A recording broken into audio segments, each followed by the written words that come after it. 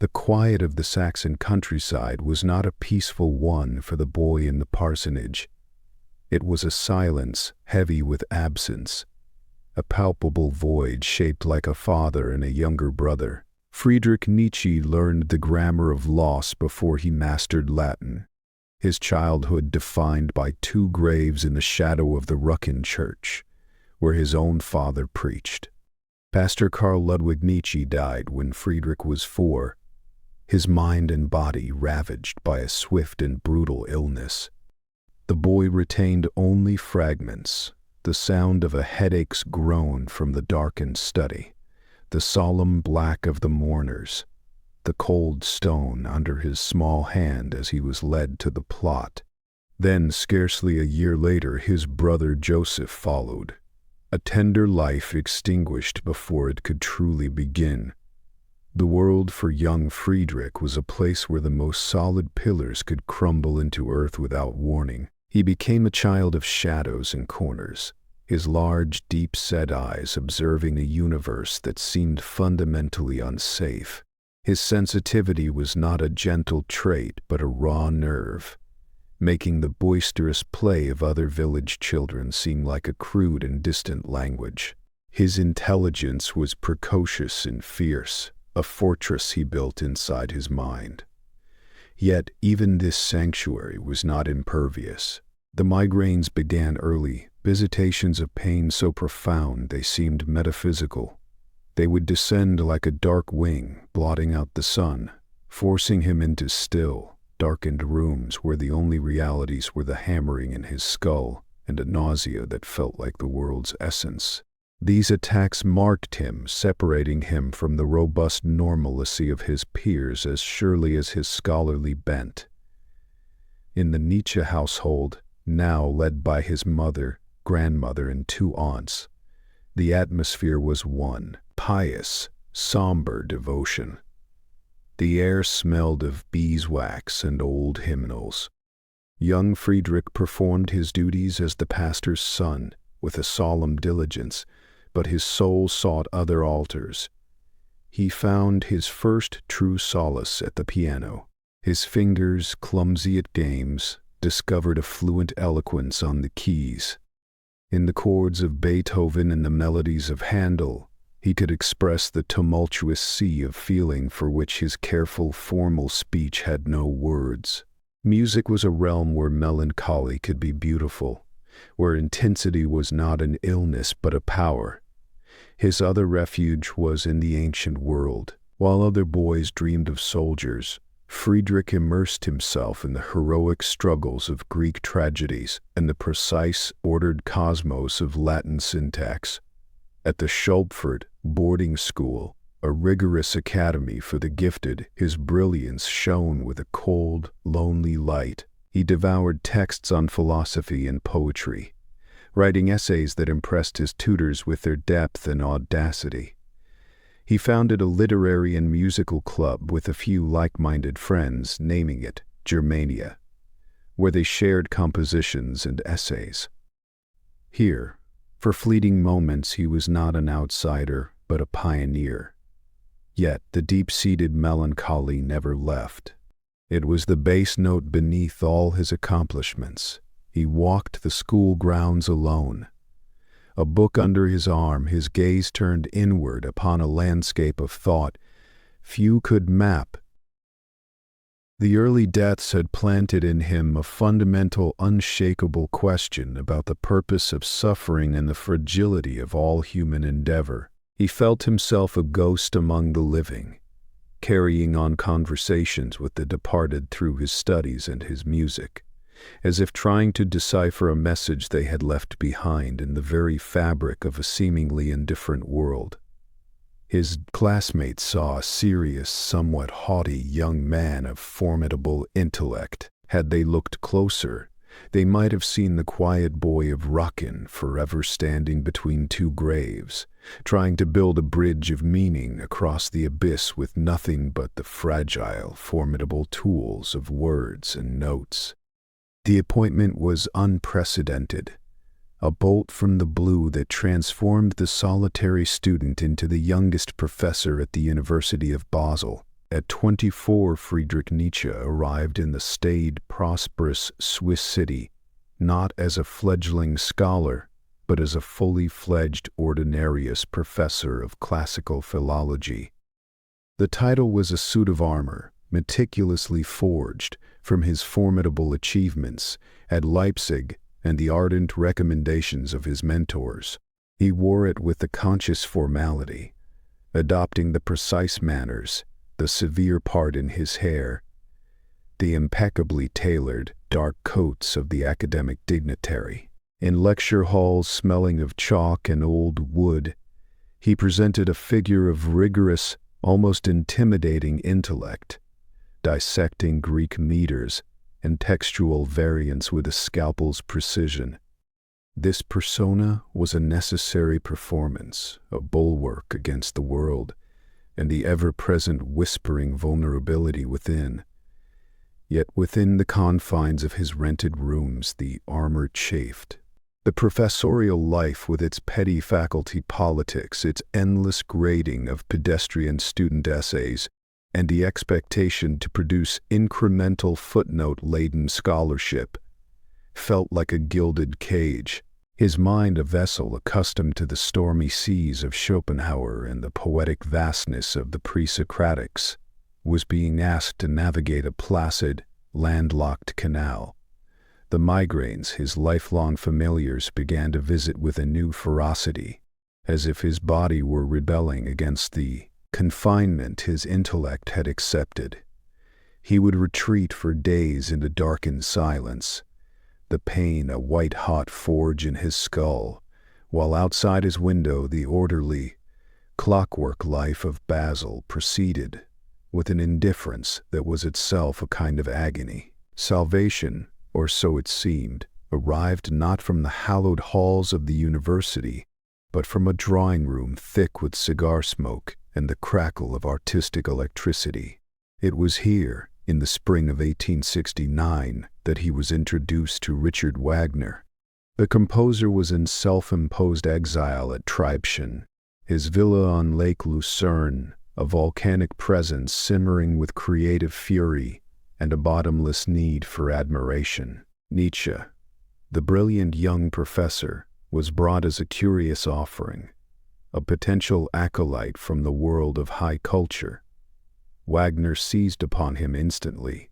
For Nietzsche, the encounter was less a meeting than a conversion. Here was no dry academic, but a force of nature who composed not mere music but mythic worlds, who spoke not of textual criticism, but of the rebirth of German spirit through art. Wagner's voice, by turns thunderous and conspiratorial, filled the room with visions of a total artwork, a Gesamtkunstwerk, that would shatter the decadent, rationalist crust of modern life and unleash a new Dionysian vitality. He saw in the young professor a kindred spirit, or perhaps a brilliant blank page upon which to inscribe his own doctrines. Nietzsche, for his part, was utterly captivated. In Wagner's titanic ego and revolutionary fervor, he believed he had found a living embodiment of the artistic genius he had only theorized about in his studies of Greek tragedy. Here was a man who did not merely interpret the world, but sought to remake it with sheer will and sublime sound. He became a frequent pilgrim to Treibschen, the tedious train journey from Basel, transformed into a passage to a realm of higher existence. The villa was a chaotic sanctuary, filled with the magnificent strains of the Siegfried Idyll, composed as a birthday gift for Wagner's wife, Cosima, and the intoxicating talk of artistic rebellion. Nietzsche, usually so reserved, found himself speaking with uncharacteristic passion, his philosophical insights met by Wagner with booming approval or dramatic, challenging rebuttals. He basked in the attention, feeling for the first time that his deepest intellectual and artistic longings were not only understood but championed. In the composer's shadow, the rigid Basel professor began to melt away, revealing the revolutionary spirit beneath. He saw in Wagner the hammer that could smash the idols of a complacent age, and he yearned to be the anvil upon which a new philosophy was forged. The migraines for a time seemed a small price to pay for this intoxicating sense of purpose, this feeling of standing at the very precipice of cultural rebirth, hand in hand with a genius who promised to drag the future, kicking and screaming, into being. The book emerged into the scholarly world of 1872 not as a mere publication, but as a deliberate detonation. The birth of tragedy out of the spirit of music was Nietzsche's declaration of war on his own profession. Its pages thrummed with a Dionysian fervor that seemed to scorch the very paper, arguing that Greek tragedy, the sacred cow of classical philology, was not born from serene Apollonian order, but from the ecstatic, chaotic, and terrifying depths of the Dionysian rite. True tragedy, he proclaimed, was the sublime reconciliation of these two forces, an art form that dared to stare into the abyss of suffering and still affirm life's terrible beauty. It was a work of philosophy, psychology, and prophecy disguised as scholarship, and it concluded with a rousing paean to Richard Wagner's operas as the modern rebirth of this tragic spirit. The reaction from his colleagues was a frost of contempt that settled over Basel. The venerable pillars of classical studies, men who had welcomed the prodigy, now looked upon him as an apostate. His argument was deemed unscientific, romantic flummery, a betrayal of the meticulous empirical standards they upheld. The book's passionate, often poetic style was an affront to their academic dryness. Overnight, Nietzsche found himself intellectually isolated within the very institution that had granted him prestige. His lecture halls, once filled with curious students, began to empty. His professional standing curdled into notoriety. The armor of the professor, so carefully maintained, was now a cage of ridicule, and the migraines returned with a vengeful new intimacy. His body became a theater of revolt. The headaches were no longer mere visitations but sieges, lasting for days, confining him to a darkened room where light itself was a blade. They were accompanied by violent stomach cramps, by fits of vomiting that left him hollow and trembling. His eyesight faltered, letters swimming on the page before him. Doctors prescribed rest, hydrotherapy, and various tonics, but they were treating symptoms of a deeper malady. His physical constitution was rebelling against the immense psychological strain. The tension between his incendiary inner vision and the rigid external world, between his need for revolutionary expression and the crumbling reality of his academic career. He took ever longer leaves of absence, fleeing Basel for the forests and mountains, seeking in solitude and nature a cure that medicine could not provide. Even his sanctuary at Tribschen began to show hairline fractures. The seeds of disillusionment with Wagner, tiny and bitter, were sown in the very soil of their shared fervor. Nietzsche had worshipped the composer as a fellow revolutionary, a free spirit smashing idols, but gradually he began to perceive a different figure beneath the genius. Wagner's growing obsession with public success and financial patronage smelled suspiciously like the very bourgeois values he claimed to despise. The composer's fervent German nationalism, his increasingly reactionary pronouncements on culture, began to grate against Nietzsche's own developing ideals, which yearned for a European spirit that transcended petty nationalisms. Most painfully, Nietzsche started to sense that Wagner desired not a philosophical peer, but a brilliant disciple, a propagandist for the Wagnerian cause. His own ideas, when they diverged from the master's, were met not with engaged debate, but with paternalistic dismissal or theatrical sulks. The intoxicating talks began to feel like monologues.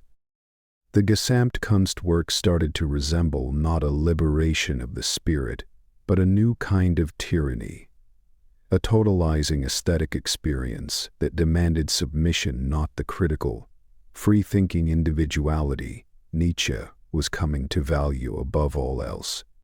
He would leave Tripschen after visits with his head throbbing not from inspiration, but from a confused and growing ache of disappointment, the migraines now echoing a fracture in the very foundation of his emotional world. The hammer he had hoped to wield alongside Wagner now felt like a weight, and the anvil he had offered himself as began to twist and crack under the strain of idolatry he could no longer sustain. The resignation letter was an act of severance, cutting the last taut cord that bound him to a respectable life. In 1879, citing his shattered health, Friedrich Nietzsche relinquished his professorship at Basel. The migraines, the vomiting, the near blindness, these were the physical signatures of a spirit that could no longer endure confinement. With a modest pension, he stepped into a void of his own making, becoming a ghost of Europe, a man with no address. For the next decade, he would be a phantom in boarding houses, a silhouette on mountain paths, his existence reduced to a trunk of books, a stack of paper, and the relentless engine of his thought. The professor was dead. The free spirit, born in pain and absolute solitude, began his uncertain nomadic reign. He moved with the seasons, a leaf on the winds of his ailments and inclinations. In winter he sought the dry, light air of the Italian Riviera, renting sparse rooms in Genoa or Rapallo, where the Mediterranean sun beat upon white walls, and his mind could unfold in the warmth.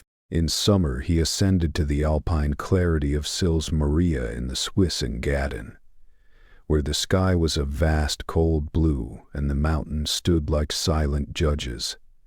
Spring and autumn found him in Venice or Nice, places of soft decay and vivid light.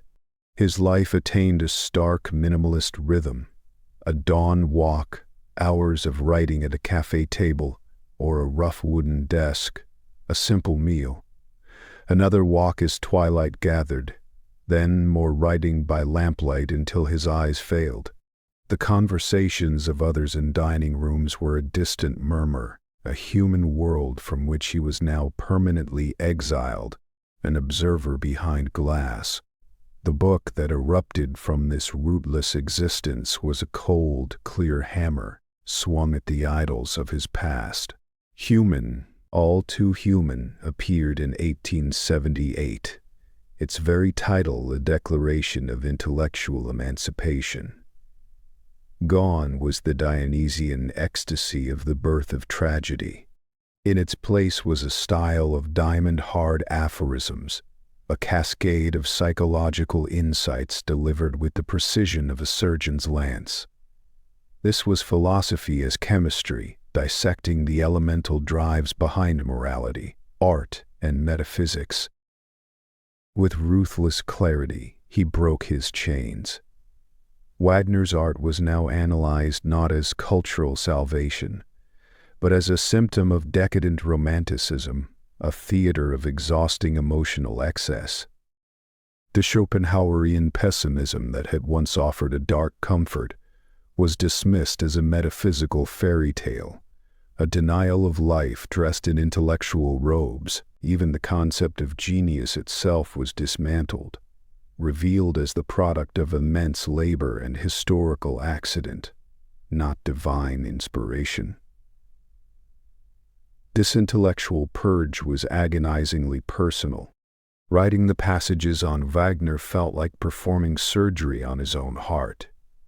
Each aphorism that demystified religious feeling or moral sentiment was a step further into a chilling, exhilarating emptiness. He was systematically demolishing the shelters he had once lived in, exposing himself to the raw, windswept heights of a godless universe. There was a profound loneliness in this act, a sense of burning his own bridges and watching the sea. His old friends recoiled.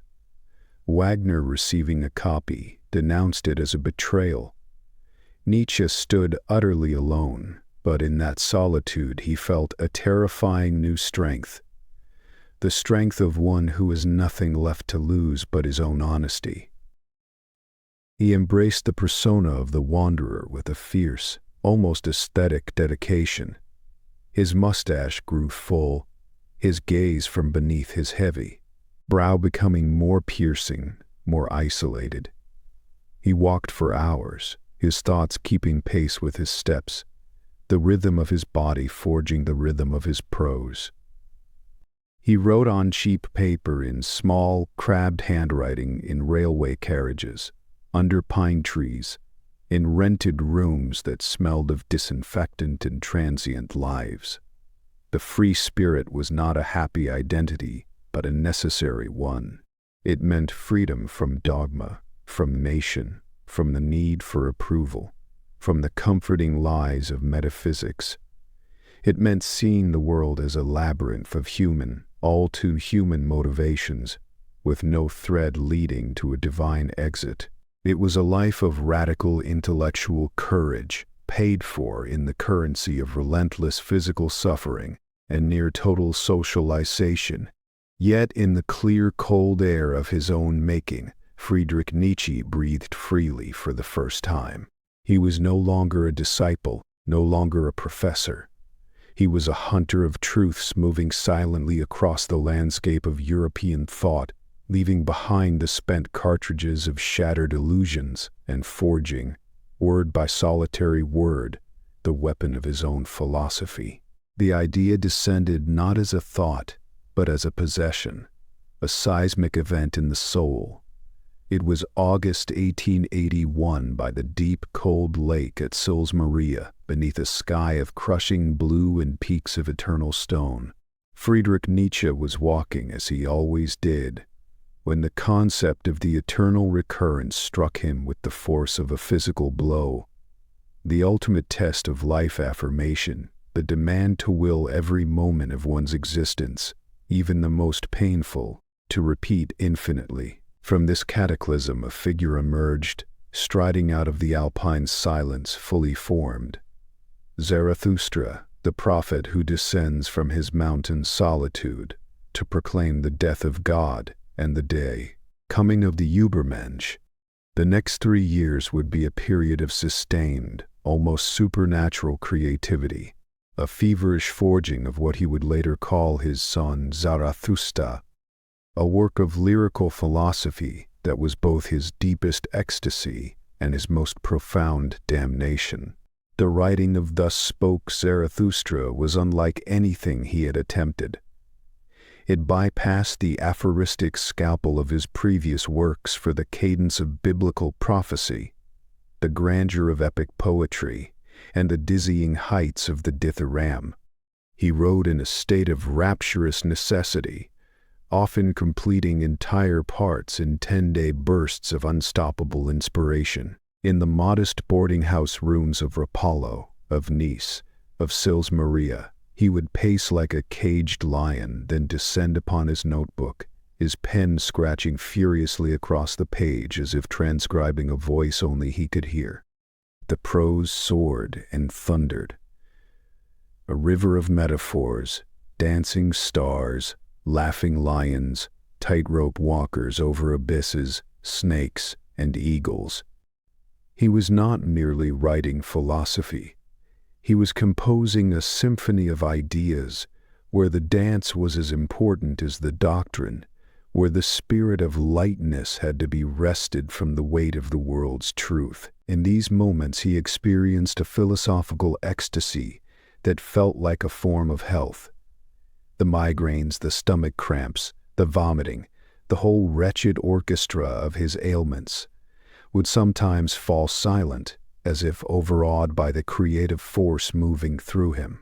He felt himself to be a vessel for something immense, a mouthpiece for a wisdom that came from beyond the personal. He wrote of the Übermensch as the meaning of the earth, the being who would create new values beyond the slave morality of good and evil, who would embrace life and fate with a joyous, defiant yes. He wrote of the will to power as the fundamental driving force of all life. In these exalted states, walking for hours along the Mediterranean shore or through pine forests, he felt a terrifying kinship with his creation, as if he, Friedrich the Invalid, were somehow the herald of this future strength. But the ecstasy was inseparable from a loneliness so absolute it bordered on the metaphysical. Zarathustra's lament, that he spoke to companions who did not exist, was Nietzsche's own. He had no peers, no audience, no echo.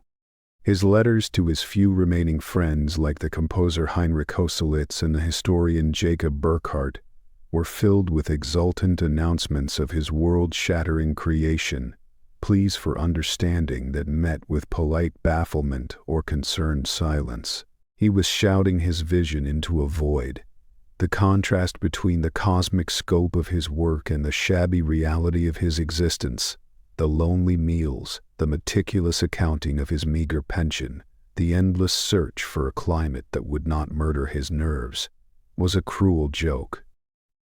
The prophet of the Übermensch was a sickly, nearly blind man haggling with landlords over the price of a room. The work thus became a cycle of exhausting extremes. A part would be born in a blaze of inspiration, leaving him spent but triumphant. Then would follow the crash, the migraines returning with redoubled fury, the deep despair of isolation, the bitter knowledge that the book, his masterpiece, would likely find no readers. He described writing it as 1,000 feet above man and time, but the descent back to earth was a plummet into sickness and silence. He was forging a hammer to smash the idols of millennia, but the ringing of his own blows was the only sound in an indifferent universe. In Zarathustra, he had created a voice of unparalleled power and poetic brilliance, a voice that could proclaim the death of God and dance on the graves of old values. Yet the man who gave him that voice sat alone in a small sunlit room, the pages of his revelation stacked neatly on the desk, waiting for a world that was not listening, pouring his very life's blood into a testament for a future he would not live to see, in a solitude so complete, it was itself a kind of death. The silence that followed the completion of Zarathustra was not peaceful. It was the silence of a bell that had been struck with tremendous force, only to find no air to carry its sound. The 4 parts of his prophetic poem, written in bursts of divine fever, now existed as physical objects, modest volumes with plain covers that seemed to shrink in the vast indifference of the world. Nietzsche sent copies to former colleagues, to old friends from his Basel days, to anyone whose address he could recall from the fading ledger of his social life. He inscribed them with hopeful, almost pleading dedications, as if the sheer force of his need could crack the bindings and compel understanding. The responses, when they came at all, were polite and bewildered.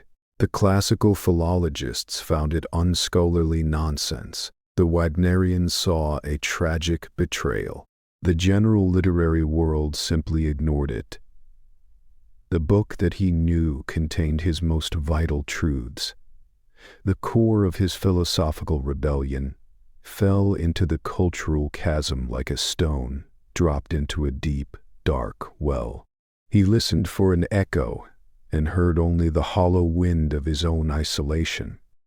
His physical world contracted to the stark, beautiful prison of Sils Maria, the boarding house room, with its view of the lake and the implacable mountains, became the cockpit of his despair. the alpine air, so praised for its curative properties, felt thin and insufficient, unable to nourish the immense starved organism of his intellect. His daily walks along the forest paths, once a source of rhythmic solace, now felt like the patrols of a sentinel guarding an empty fortress. He would watch the tourists and the healthy families from a distance, their laughter and chatter a foreign language spoken on the far side of a thick glass pane. His migraines and stomach ailments returned with a settled, bureaucratic regularity, as if punishing him not only for the audacity of his thought, but for its failure to find a home in the world. The very landscape he loved, the severe beauty of the Angedon, became a mirror of his own abandonment, a magnificent desolation. His letters from this period were small, desperate flares shot into a night sky. To Franz Overbeck, his most loyal friend, he wrote lengthy, agonized missives detailing his physical sufferings, his financial anxieties, and his bitter disappointment over the reception of his work. He confessed to moments of profound weakness, to a craving for simple human kindness that his philosophy seemed to render obsolete. To Jacob Burckhardt in Basel, he sent more restrained but equally revealing notes, probing the historian's opinion on Zarathustra with a vulnerability that bordered on humiliation. The replies were kind, concerned, but fundamentally unable to cross the philosophical gulf he had carved. They worried about his health, offered practical advice, but could not, or would not, engage with the terrifying core of his vision. Each politely evasive letter was a small death, a confirmation that he was speaking in a tongue that had no counterpart in the human world. He was marooned on the island of his own mind, and the ships on the horizon were all sailing away from this fertile soil of neglect and seething energy. A new, sharper weapon began to take shape. If Zarathustra was a prophetic song, its successor would be a polemical scalpel. He began work on Beyond Good and Evil, and the tone was a deliberate shift from ecstatic poetry to aggressive, systematic critique. The free spirit's wanderings were over. Now came the philosopher's campaign, his notebooks filled with taut, explosive aphorisms, each one a carefully placed charge aimed at the foundations of European morality. He attacked the herd instinct of Christianity, dissecting its origins not in divine revelation, but in the resentment of the weak. He skewered the nationalistic fervor and anti-Semitism he saw rising in Germany, diagnosing them as symptoms of cultural sickness, not strength. He mocked the naive faith in democracy and progress, seeing in them a leveling impulse that hated all that was noble, exceptional, and hard. The writing was a form of intellectual warfare, and it granted him a grim, focused vitality. The lyrical prophet was temporarily shelved. In his place stood the psychologist-philosopher, the vivisectionist of ideals. He worked with a cold fury, sharpening each sentence to a point that could puncture sentimental illusion. The isolation of Sils Maria, once a source of despair, became a tactical advantage. There were no distractions, no compromises, no need to soften his blows for a sensitive audience that did not exist. He was writing for a future he would never see, for readers unborn, hammering his thoughts into a form so dense and diamond-hard it could survive the centuries of misunderstanding he already anticipated. The love that had infused Zarathustra, a love for the potential of pure humanity, was now alloyed with a profound, corrosive contempt for its present state. He was forging his hammer not on the mountain of revelation, but on the anvil of a profound and personal grievance against a world that preferred its comfortable lies to his devastating truths. Every ignored letter, every pang of loneliness, every hour of physical misery was being distilled, and transmuted into the acid that would etch his next book. The prophet had been rejected, so the philosopher would become a bomb thrower. The year 1888 was a vortex, a final furious acceleration into the heart of the storm. Friedrich Nietzsche, now a ghost of 43 with a monumental mustache and eyes that burned with an unsettling fire, ceased to be merely a writer. He became a force of inscription, a machine for the production of destiny. In a single manic year, he produced 4 books: The Genealogy of Morals, Twilight of the Idols, The Antichrist, Ex Homo. As if compressing a lifetime's remaining ammunition into one catastrophic salvo, the writing shed its last vestiges of academic restraint or lyrical invitation. It became radical, personal, vengeful, a series of declarations of war, delivered not from a mountain, but from the edge of a precipice. Each page crackled with the static of impending lightning. In Nice, then Turin, his rented rooms became command centers, the desks buried under avalanches of paper. He worked with a speed that felt supernatural, as if he were taking dictation from some furious agency within. The Genealogy of Morals, begun the previous year, was a cold, brilliant excavation, using the tools of psychology and history to unearth the rancid roots of Christian morality in resentment and weakness. But it was the works that followed that truly marked the shift into a new, one more terrifying register. Twilight of the Idols was philosophy as demolition, a hammer swung with joyous contempt at the hollow idols of Socrates, Christianity, democracy, and German culture. His prose attained a lethal lightness, a dancing brutality. He wrote not to persuade, but to annihilate. Then came The Antichrist, a title that was both diagnosis and identity.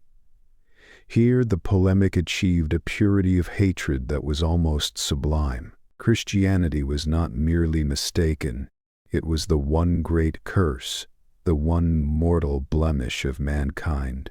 He dissected the figure of Jesus with a paradoxical mix of pity and scorn, portraying him as a kind of holy idiot whose message of interior peace was twisted by his followers into a religion of guilt and life denial. The book was a torrent of invective, a roaring against 2 millennia of what he saw as a conspiracy against the healthy, noble instincts of humanity. He wrote it in a white heat, the words flowing as if from a geyser of long-suppressed fury, each sentence a hammer blow on the coffin of a god he had declared dead years before. But it was in Ex Homo, his bizarre and magnificent autobiography, that the vortex's center was revealed. The title, Behold the Man, pilfered from Pontius Pilate's presentation of Christ, was a deliberate, shocking provocation. In it he turned his analytical weapons upon himself with a grandiose, unsettling glee. Chapter headings proclaimed, "Why I am so wise, why I am so clever, why I write such excellent books." He recounted his life, his works, his tastes in food and climate, with the absolute authority of one who has become a law unto himself. The tone veered between profound psychological insight and what seemed, to any outside eye, like sheer megalomania. He presented his suffering, migraines, the isolation, not as tragedy, but as a necessary discipline, the forge that made him hard. He celebrated his own untimeliness, his destiny as a thinker born posthumously. The book was a monument built to himself, but it was a monument constructed on the lip of the crater, its foundations trembling. His letters from this period tell the true story, the private script beneath the public thunder. They show the cracks spreading through the magnificent facade. To friends like Overbeck and Burckhardt, his missives became increasingly erratic, filled with cosmic pronouncements and paranoid suspicions. He believed his fame was finally dawning, that he was being celebrated across Europe, yet he also sensed conspiracies of silence, the machinations of his enemies, real and imagined. He signed letters, the Antichrist, and Nietzsche Caesar. The grandiosity was porous, and through it seeped a chilling loneliness and a hypersensitivity to slight. He was a king in a kingdom of one, issuing decrees to an empty court. And then, in a letter to a Danish critic in November, he penned the phrase that would become his epitaph and prophecy. "I am not a man, I am dynamite." He wrote it with a sense of terrifying clarity. He knew the works he had just produced were not mere books. They were delayed action charges planted in the bedrock of Western thought, set to explode in a future he would not inhabit. He sensed his own impending explosion, the final catastrophic synthesis of his genius and his sickness. The creative frenzy of 1888 was not a renaissance but a consummation, a gathering of all his power into a single white-hot point. He had stared into the abyss of a godless, meaningless universe. For decades, hammering out a philosophy to withstand its gaze. Now, in the terrible productivity of his final lucid year, the abyss was staring back, and its reflection in his own eyes was a blaze of world-shattering insight and gathering madness. The dynamite was packed, the fuse was lit, and he stood at its center, awaiting the blast that would scatter his fragments across history, leaving the man utterly, irrevocably behind. The crisp, bright cold of a Turin January held no malice. It was a clean, geometric cold, the kind that sharpened the edges of the grand arcades and made the pale stone of the Piazza Carlo Alberto gleam like bone. Friedrich Nietzsche, wrapped in his heavy overcoat, stepped out from his lodgings on Via Carlo Alberto. He had found a peculiar, fleeting peace in this elegant city. For weeks, he had written ecstatic letters to his few remaining friends, praising Turin's aristocratic calm, its perfect proportions, its air of dignified order. He felt, he claimed, understood here, as if the city itself were a receptive, noble spirit. His mood in those final days was elevated, hovering between serene clarity and a tremulous, unsustainable exultation. He took long, vigorous walks, his eyes, though failing, drinking in the symmetry of the architecture, a physical manifestation of the psychological order he had spent a lifetime trying to impose upon chaos. On the afternoon of January 3, 1889, he was returning from a stroll, his mind perhaps adrift in the currents of his own completed works, a completedness that felt less like an accomplishment and more like a void.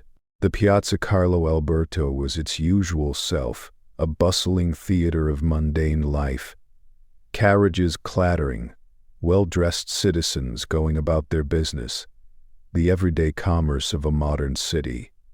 And then, the scene crystallized around a point of acute, unbearable suffering.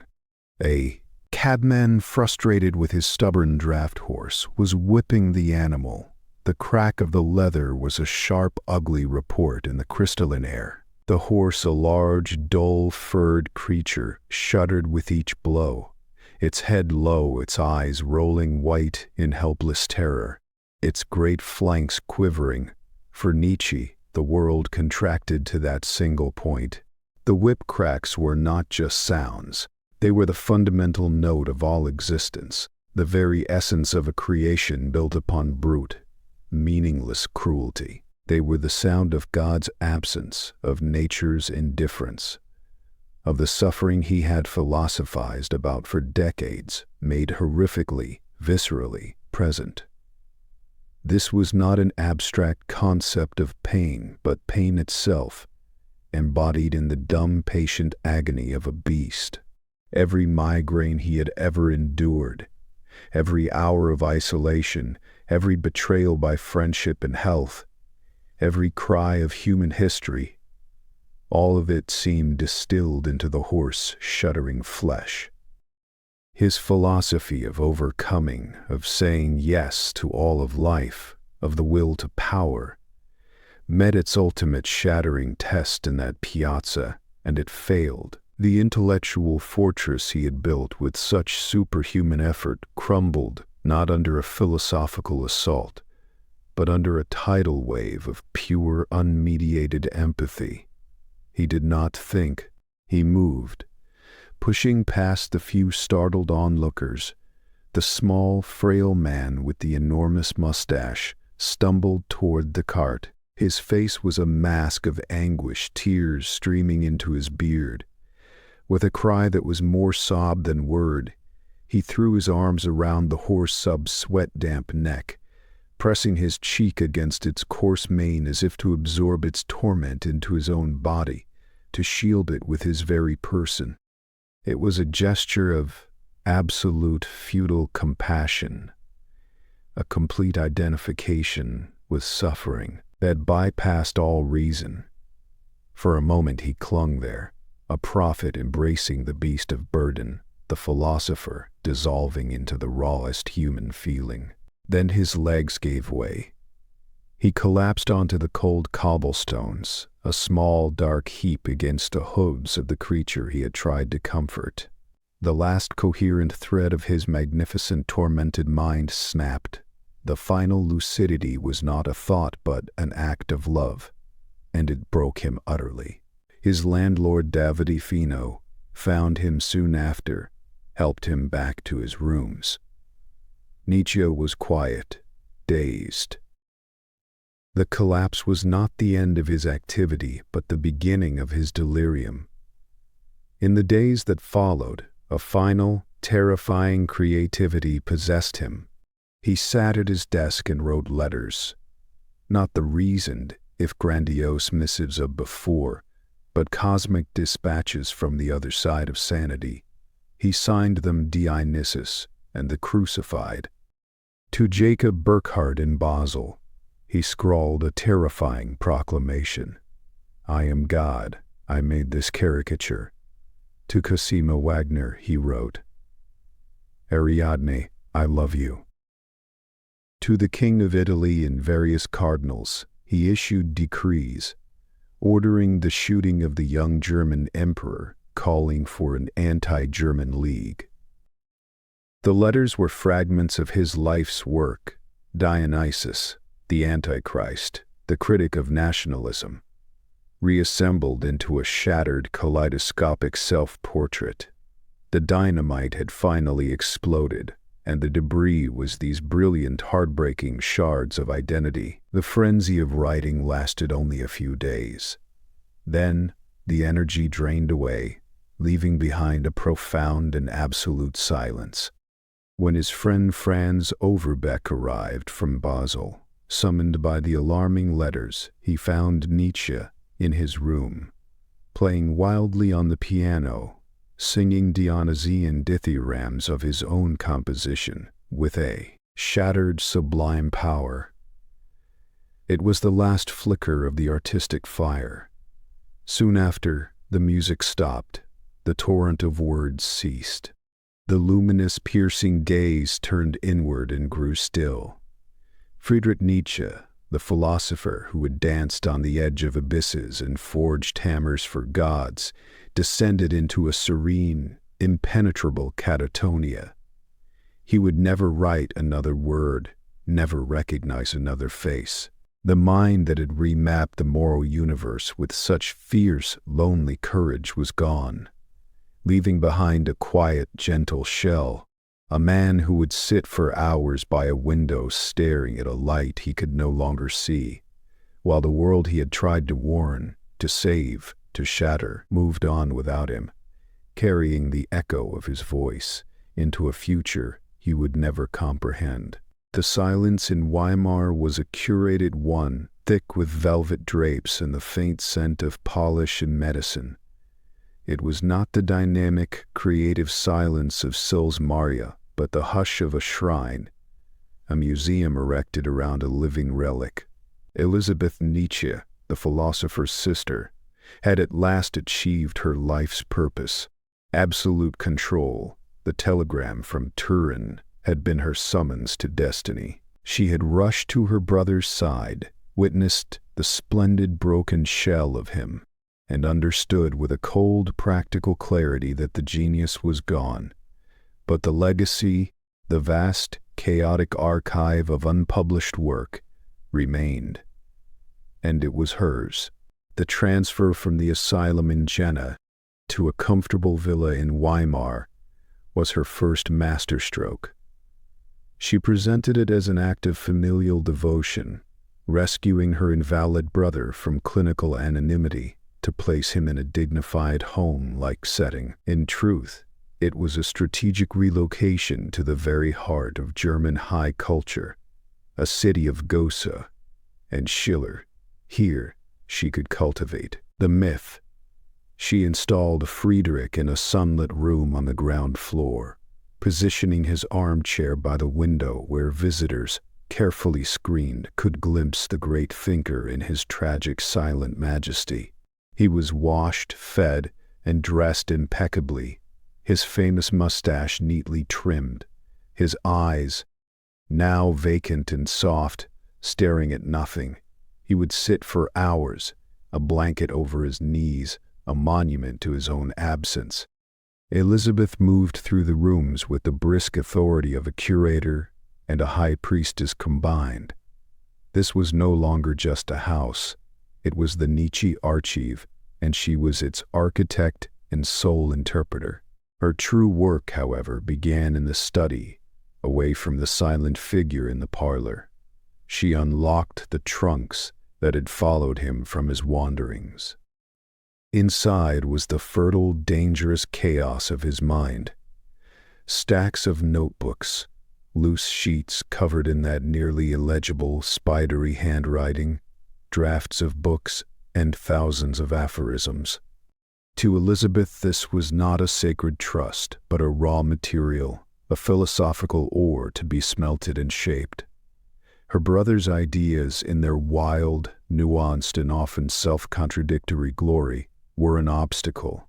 They were too subtle, too critical of German nationalism, too disdainful of anti-Semitism, a cause she and her deeply anti-Semitic husband, Bernhard Förster, had fervently championed until his death. The brother she had never truly understood in life would be remade in death into an icon she could comprehend and, more importantly, exploit. With meticulous, ruthless patience, she began the systematic process of editing and forging. The unpublished manuscripts for The Will to Power, which Nietzsche had abandoned as a project, became her primary focus. She did not merely compile his notes. She arranged them, omitted passages, and wrote connecting text to create a coherent, book-like structure that bore little resemblance to his original fragmentary intentions. Passages that criticized nationalism were softened or removed. His scathing critiques of anti-Semitism, he had once broken with his editor over the man's anti-Jewish sentiments and called his sister's husband an anti-Semitic goose, were carefully excised. In their place, through selective editing and sometimes outright forgery of loose notes, she insinuated alignment with her own beliefs. A phrase about strength could be twisted into a paean to German power. A critique of Christian morality could be subtly redirected to seem like an attack on a supposed Jewish influence. She was not working alone. She enlisted sympathetic scholars and archivists, creating a small circle of acolytes who helped her transcribe, organize, and legitimize her project. She understood the power of presentation. The published volumes that began to emerge from the Nietzsche archive were beautifully bound, bearing the stamp of scholarly authority. She wrote introductions and commentaries that framed her brother's work as the prophetic foundation for a new, heroic German spirit. She cultivated relationships with influential figures in the burgeoning Völkisch and nationalist movements, offering them a philosophical hero. In her telling, Nietzsche was no longer the lonely critic of all idols, the European free spirit who despised the Reich and its petty chauvinism.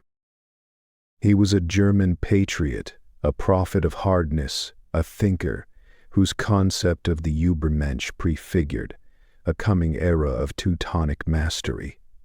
The specter was being stitched together in that Weimar villa, thread by deliberate thread, a puppet made from paper and ink. With Elizabeth pulling the Diges, with Elizabeth pulling the Everness prefigured strings. Meanwhile, the man himself remained in his chair, a gentle, mute spectator to his own transformation. His mother Franziska, who lived with them, tended to his physical needs with a simple, sorrowful love, seeing only her afflicted son. Elisabeth, however, saw the symbol. She would often lead important visitors to his doorway, speaking in a reverent whisper about the tragic cost of genius, framing his catatonia as a noble sacrifice on the altar of world-changing thought. The contrast was chilling. The vibrant, complex, and fiercely independent mind that had once inhabited that body was being systematically erased and replaced by a crude nationalist caricature in the very house where its empty vessel sat. The hammer of God was being repurposed as a blunt instrument for ideologies its creator had despised, and the first crucial forgeries were now complete, lying in wait like dormant seeds in the fertile soil of a Germany yearning for myths, ready to sprout into a monstrous and enduring misappropriation. The specter, once carefully stitched together in the quiet villa, began to walk.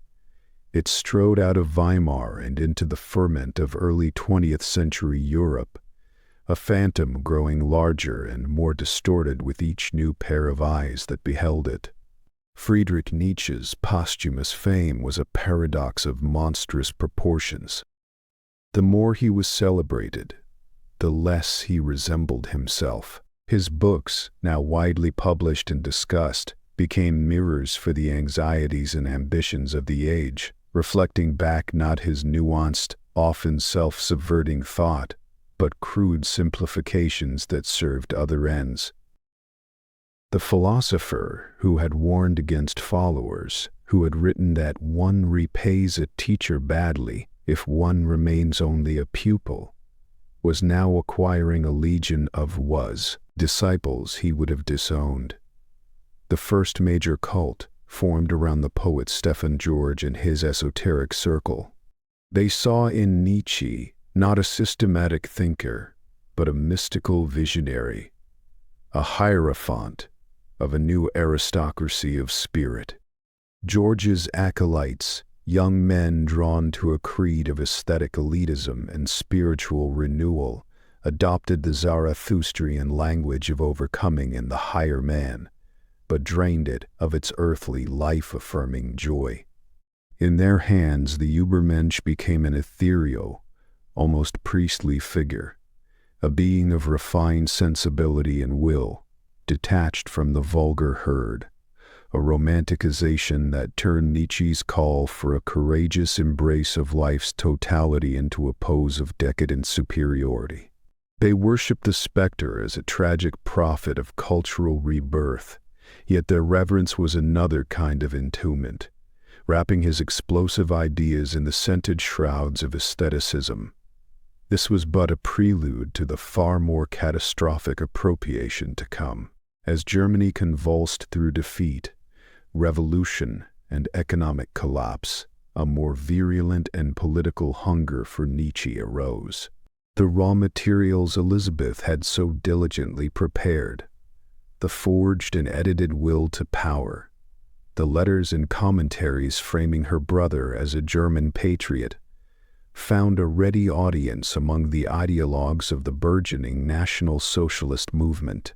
They ignored his contempt for nationalism, his scorn for anti-Semitism, his diagnosis of the German spirit as diseased. Instead, they seized upon isolated, decontextualized phrases: will to power, master morality, blonde beast, the Superman. These terms were ripped from the intricate tapestry of his thought and woven into the brutal, simplistic banner of Nazi ideology. Alfred Baumler, a philosopher aligned with the Nazis, became a key architect of this distortion. In his writings, he systematically transformed Nietzsche into the official philosopher of the Third Reich. The will to power was interpreted not as a psychological and biological principle underlying all life, but as a mandate for ruthless political and racial domination. The Übermensch was no longer the creator of new values who emerges after a long spiritual discipline, but a literal Aryan Superman, a justification for eugenics and racial purity. The call to live dangerously and become hard was stripped of its personal, existential meaning and became a slogan for militaristic aggression.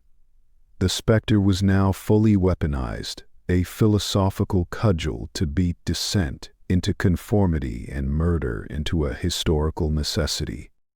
By the time the Nazis came to power, Nietzsche's face, that of the lonely, suffering invalid, was being displayed alongside Wagner's at party rallies, his words invoked to sanctify a regime he would have found abhorrent. This public, monstrous legacy unfolded in a universe parallel to the private reality in Weimar. In the villa on the quiet street, time had contracted to the slow rhythm of caretaking. The great thinker was a frail, quiet figure in a wheelchair, his body gradually shrinking into itself. His mother Franziska, now white-haired and bent with her own years, was his constant attendant. She would spoon-feed him soft foods, wipe his chin, read psalms to his uncomprehending ears, her love untroubled by philosophy or fame. After her death, Elizabeth remained, but her attention was increasingly consumed by her archive and her growing public role as the guardian of the Nietzschean flame. The silent brother became part of the villa's furniture, a sacred relic to be displayed for important guests, but otherwise left in the care of nurses. Visitors who were granted an audience described a haunting scene. They would be led into the sun-drenched room where the philosopher sat, wrapped in shawls, his hands resting limply in his lap. His famous mustache was now white, his face pale and placid, the fierce intelligence that had once animated it utterly absent. He would sometimes hum tunelessly or allow his hand to be guided across a piano keyboard, producing discordant childish notes. His eyes, once described as piercing enough to drill through the soul of an age, were cloudy and distant, seeing nothing of the world outside the window, a world that was now echoing with the distorted shouts of his own ideas. He was oblivious to the cults, the misinterpretations, the horrifying political assent of his spectral double. The dynamite had exploded, and the fragments were reshaping history in ways he never intended, while the man from whom they came existed in a silent twilight world, a continent away from the consequences of his thought. The contrast was the final unbearable irony of his life. In the public sphere, the name Nietzsche signified hardness, power, a terrifying new order. In the private room, it named a being of ultimate softness and dependence. The hammer he had forged to break idols was being used to build prisons. The prophet of the Übermensch was the ultimate Untermensch, in the Nazis' own crude terms, requiring total care for his most basic needs. The two realities, the roaring specter and the silent man, coexisted, a schism in the very heart of his legacy. The world had finally come to Friedrich Nietzsche, but it was a world of his sister's making and his readers' distortions, a cacophony that could not penetrate the profound, impenetrate the profound, impenetrated the profound, tasked. That is not new. Man, long departed, had left behind only a gentle breathing shell. The silence lasted 11 years. It was not the dynamic, listening silence of his wanderings, nor the strained quiet before a migraine storm. It was a total vegetative stillness, a profound subtraction from the world. In the villa in Weimar, Friedrich Nietzsche existed as a gentle, breathing monument to his own absence. A fierce, life-affirming voice that had shouted down gods and sculpted new values from the granite of despair was gone. In its place was a man who had to be fed like an infant, dressed like a doll, and led to his chair by the window each day. His hands, which had penned the most incendiary prose of his century, now lay limp in his lap, or were guided over piano keys to produce faint, discordant notes. His famous eyes, once described as burning holes into eternity, were cloudy and vacant, reflecting only the slow passage of light across the floor. He caught a cold in the summer of 1900. For the man who had survived a lifetime of self-declared war against weakness, it was a pitiful final adversary. A mild fever developed, then a respiratory infection. There was no struggle, no last-minute return of the luminous consciousness. The body that had been his lifelong torment and instrument simply wound down, its fragile systems surrendering one by one. On August 25th, in the thick heat of a Weimar afternoon, with his sister Elizabeth in attendance, the breathing stopped. The silence at last became absolute. The contrast was the haunting, unresolved chord upon which his story ended. On one side stood the books, volumes of terrifying intellectual courage, written in blood and lightning. They were testaments to a mind that had dared to look into the abyss of a godless universe, and not only not go mad but dance, proclaiming the death of God as a liberation, suffering as a forge for strength, life itself as something to be ecstatically affirmed. They were hammers meant to smash idols, calls to become who you are, maps for a journey beyond good and evil. They pulsed with a vitality so fierce it seemed to defy the very mortality that now claimed their author. On the other side lay the man, helpless, infantilist, obliterated by an empathy so total it shattered his mind. The philosopher of power had died utterly powerless. The prophet of the Übermensch had succumbed not in heroic battle, but to a common chill after a decade of mute dependency. The voice that had declared, "What does not kill me makes me stronger," had been stilled by something that did not kill him for 11 long empty years. So the question hung in the air, as persistent as his ghost. Did his philosophy master suffering, or was it its ultimate tragic product? Was the ecstatic yes of Zarathustra the triumphant overcoming of his personal hell, the alchemy that turned migraine and isolation into gold? Or was it the magnificent rationalizing scream of a sensibility too delicate for the world, a brilliant scaffold built over a void that eventually swallowed its architect whole? The book shouted one answer. The silent man in the Weimar chair embodied another. In the end, Friedrich Nietzsche left behind not a solution, but this perfect, painful contradiction, a legacy of ferocious, life-celebrating thought, sealed with the wax of a death that was the absolute negation of everything he had championed. The dynamite had exploded, scattering ideas that would ignite the 20th century, while the man himself returned to the final, unanswerable quiet from which he had come.